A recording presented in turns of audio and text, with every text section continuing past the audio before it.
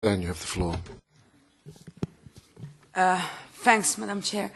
Well, it is no mystery that we were not happy with the proposal to reform the Dublin regulation. It's very far from what this Parliament voted in the Chienghe-Metsola report that was just mentioned by the rapporteur. That was asking to overcome the first country of arrival principle, was pushing for an automatic mechanism of sharing responsibility among member states, and even more for a true centralisation of the process at the European level.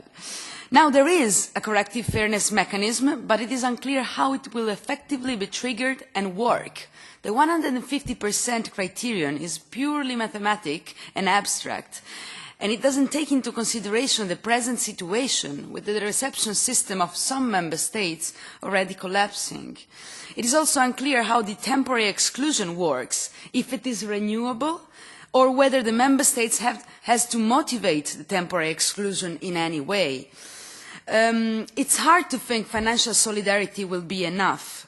With the proposal, the burden on the first countries of arrival is still disproportionate with the obligation to have admissibility and security checks.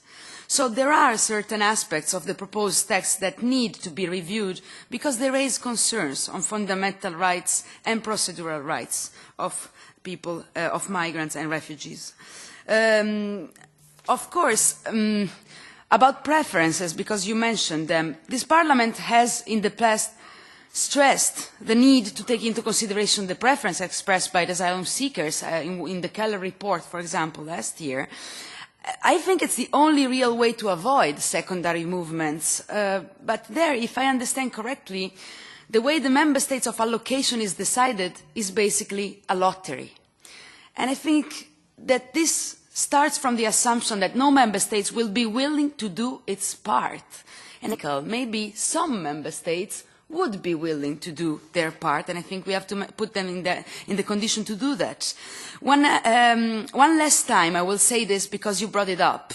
I don't think that the Commission would have, if the Commission would have proposed a more ambitious reform, it would have collapsed. I think it had supporters even within the Council, and I think it was a missed chance to put the governments that don't want to do their part and don't want to show solidarity. I mean, it would have been a great chance to put them in front of their political responsibility. So that's what I think. But nevertheless, we should continue, of course, to work closely on this reform. We have a very good team and a very good leader of the team, my colleague Wikström. And I think we have to do all we can to make this proposal as close as possible to what we have been asking in this Parliament more than once and unfortunately wasn't listened enough. Thanks.